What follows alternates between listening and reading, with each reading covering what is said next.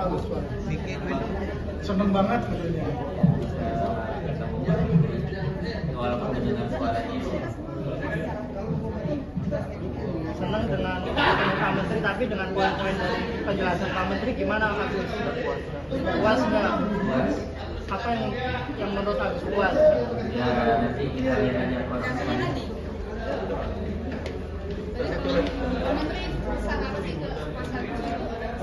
Ini. Doain dia yang terbaik itu Kata Gus akan dihubungkan kembali dengan Mbak Novi nih, seperti apa mungkin? kita lihat prosesnya aja nanti. Siap, tapi siap Mas. Mungkin. Siap. Terkait Ngomongnya apa ya? terkait tadi kan sempat disinggung oleh Pak Mensos mungkin terkait uang yang harus dilaporkan kepada pihak Kemensos. Kemudian mungkin sebelumnya yang kemarin sempat dipakai untuk tidak kebutuhan sebagai pengobatan, kiranya apakah itu juga akan dilaporkan mungkin dari pihak Agus seperti itu? Iya, nanti itu kita lihat aja prosesnya gimana. Soalnya itu belum bisa saya jawab. Tapi Agus bersedia, artinya siap apabila artinya menggunakan uang donasi harus melaporkan nih kepada Kemensos sendiri. Ya, Siap. kita ikutin aja aturan hukumnya gimana dari peraturan dari Pak Kemensos yang udah dibicarakan tadi.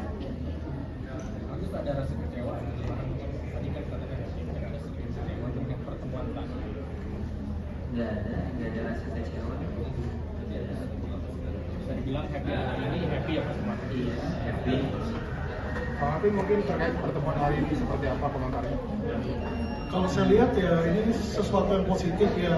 Bapak Mensos ini bersifat memfasilitasi untuk menjadi mediator agar supaya terjadi damai atau islah dari kedua belah pihak. Karena kan yang ada ini selama ini yang datang ini selalu memperkeruh ya.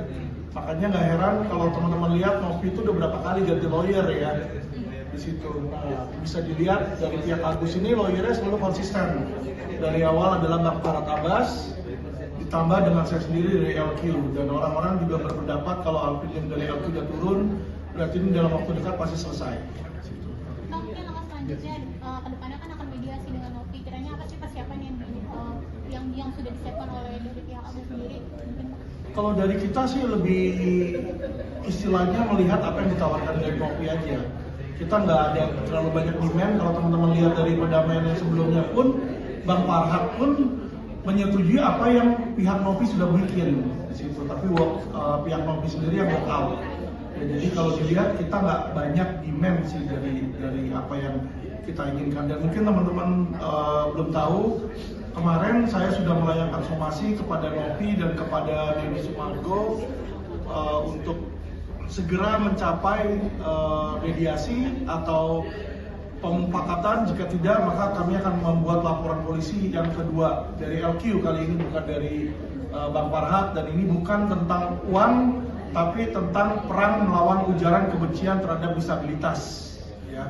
Jadi kalau kita lihat banyak beredar di media-media sosial konten-konten yang menghina bukan hanya Agus ya, tapi menghina orang buta gitu. Kadang-kadang di situ dia nggak tulis namanya Agus, tapi foto serupa Agus pakai kacamata, pakai perban dua di matanya, joget-joget kayak begitu. Dan itu saya rasa sangat tidak sesuai dengan etika masyarakat Indonesia ya. Apalagi yang diejek itu adalah disabilitas. Dan setelah somasi kedua, bukan hanya Novi yang saya akan laporkan, tetapi panglima-panglima cyber mereka ya. Jadi ada panglima-panglima cyber yang kerap kali mengujarkan kebencian seperti Koko Hiro Cimot. Itu setiap lawyer saya ada 100 lawyer. Jadi saya siap bagi mereka yang mau mengejek disabilitas, setiap lawyer saya satu akan laporin satu orang. Situ ya. Jadi ini adalah perang melawan para penghujat kebencian terhadap disabilitas. Apalagi kemarin adalah Hari Disabilitas, teman-teman ya. Jadi kita harus menghargai disabilitas.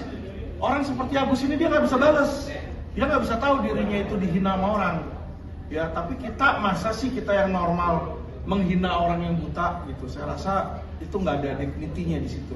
Bang, kenapa menggunakan pasal tersebut kan yang parodi-parodikan itu dari netizen semua ya? Kenapa Novi yang Jadi bukan hanya Novi aja yang saya laporkan, ya, bukan hanya Novi yang saya laporkan. Novi saya laporkan karena dia ada podcast dan dia ada beberapa video yang dia ujarkan menghasut agar orang-orang itu membenci Agus. contohnya, Bang? Contohnya dia bilang Agus menerima 1,5 miliar. Sampai saat ini Agus tidak pernah menikmati 1,5 miliar. Tapi judul gede-gede Agus menerima 1,5 miliar. Terus dia bilang Agus menyalahgunakan uang 1,5 miliar tersebut untuk A, untuk B, untuk C, untuk D. Itu yang nanti kami minta dia buktikan di kepolisian. Bisa nggak dia membuktikan uang itu digunakan untuk A, B, C, D, E? Nggak bisa, dia cuma bilang katanya. Ya, kedua yang dia lakukan juga mungkin teman-teman perlu melihat berita yang ada tentang Novi. Jadi kalian harus tahu siapa ini Novi. Ya, tahun 2023 di bulan Agustus, Barreskrim itu menggerebek kantornya dia, yayasan dia dengan dugaan TPPO. Dan ini saya sedang berkoordinasi dengan Mabes Polri. Ya, jadi Novi yang kalian anggap sebagai yayasan membuat ODGJ di situ yang dimana ada bayi-bayinya itu nggak jelas ini apakah dijual atau gimana. Nah, inilah yang sedang diselidiki oleh Mabes Polri dan saya LQ Indonesia Law Firm kami komit untuk membuka siapa ini serigala dalam berbulu domba. Jadi ini dua hal yang terpisah ya teman-teman ya. Antara apa yang Novi lakukan dengan TPPO-nya dia di yayasan ODGJ dia, teman-teman bisa lihat lah beritanya itu viral kok itu di tahun 2023 Agustus.